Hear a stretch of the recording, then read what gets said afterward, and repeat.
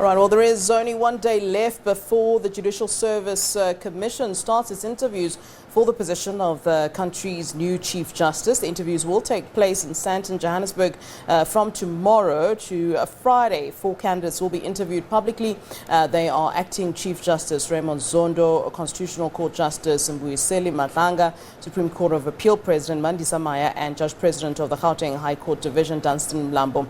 This will be followed by the JSC's deliberations behind closed doors on Saturday. The JSC proceedings will be chaired by Supreme Court of Appeal Deputy President Xola Petse. And now let's discuss what is likely to happen in the coming week. We are now joined via Zoom by Elton Hart from UJ's Law Clinic. A very good afternoon to you. Thank you very much for joining us here on SABC News.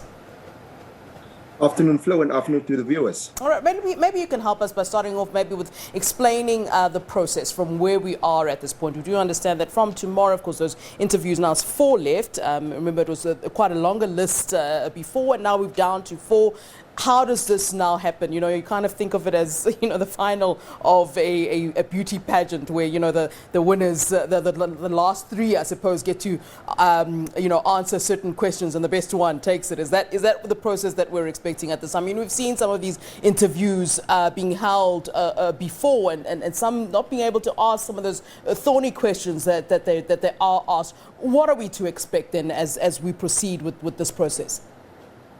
Flo, I think your analogy there is spot on. That's actually what's going to happen. Is like now we're at the final stage where the JSC will have interviews, and obviously the JSC consists of a specific panel. In this instance, 2 of the people that's supposed to be part of the JSC is currently shortlisted, so they will be most probably supplemented by the deputies on these interviews. But it will be that they will most probably look at, can the person actually run the judiciary and the office of the Chief Justice? That would be one of the main priorities for this person that they would look at. That would be one of the questions. Obviously, there will be some of these political leaders or politicians sitting also on the panel. So there might be that thorny issues, but this is now where they need to answer how they will run the judiciary and how they will make it better than what it currently is. But also, you just don't need a person that is a good administrator. That person still needs to be able to also fulfill his or her legal duties in terms of the constitutional court that's running, sitting, and actually also listening to matters and also delivering judgment. So that is what will need to come out from the interviews that you will see in the coming 4 days. But what will also happen, which is nice, is that there are 4 days set aside. So there will be a day allocated to each candidate. I just don't know who's going first and who's going last.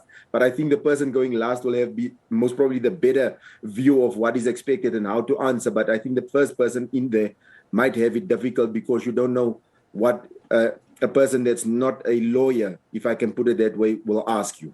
Do all the judges at this point really have a fair shot? I mean, it's almost as though most people are of the view that it's a given that the current acting will indeed get the role.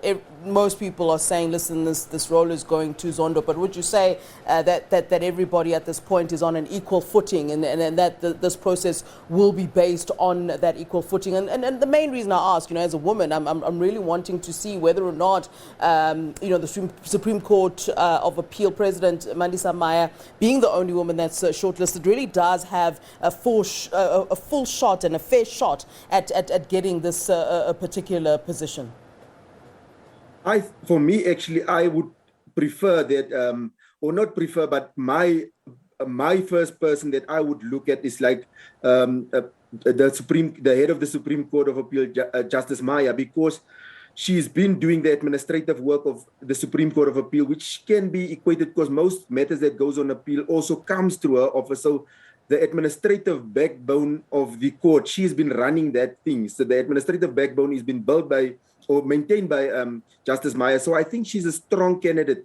And I think also when you look at Dunstan Mlambo, he's been doing that in the biggest high court in South Africa. So I think, generally speaking, they would be on equal footing. The justice that I might think might be cross-questioned on his ability to do administrative work might be Justice Madlanga, because he's never been in that position where you would also be responsible for the administration of the specific court, because he's always been a constitutional court.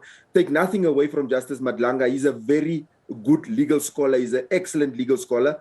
But I think that might be the thing. But generally speaking, I look at it and I see, but the person for me is Justice Maya, because also Justice Madlanga and also Justice Raymond Zondo, they have 2 and 3 years respectively left on their constitutional terms. So I don't think it's wise to appoint them 3 years down the line. Then we need to redo this exercise again. So if the president thinks about stability, longevity of the court and running of the court and the office of the Chief Justice, then I would think that Justice Maya would be then in a stronger position to actually, because you will have a 12-year stint at the Constitutional Court. So that would be my take, if the president is really thinking about cementing and solidifying the office of the Chief Justice and the judiciary in general.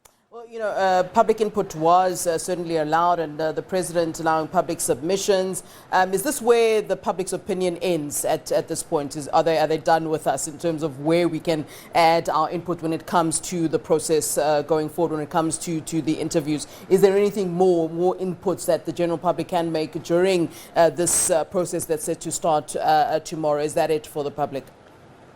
I think that's it for the public, but how we can play it is normally like the public sentiment can also be carried across by our politicians that would be sitting, or the 2 or 3 members of the political parties that sits within the panel.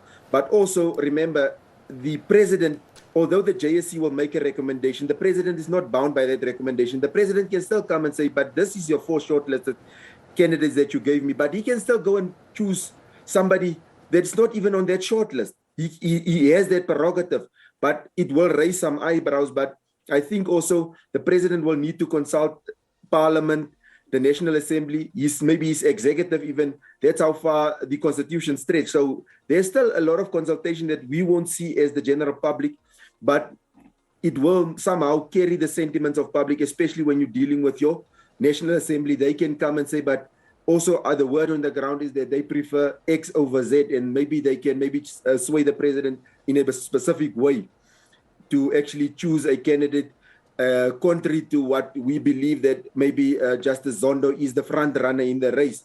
Because obviously for me, there's maths involved, 2 years and 3 years. If you choose Justice Madlanga and Justice Raymond Zondo, you have 2-3 years on them, then they must retire as Constitutional Court judges. So for me, if the maths speak to me, I will either look then to Justice Maya or Judge Mlambo. But Justice Maya would be my strongest candidate if I look at it. All right. Fantastic talking to you. Thank you very much for your input. Elton Hart from UJ's Law Clinic. We appreciate your time. So we'll certainly be hoping to talk to you further once we do indeed know who got the role of the Chief Justice. Thank you, sir.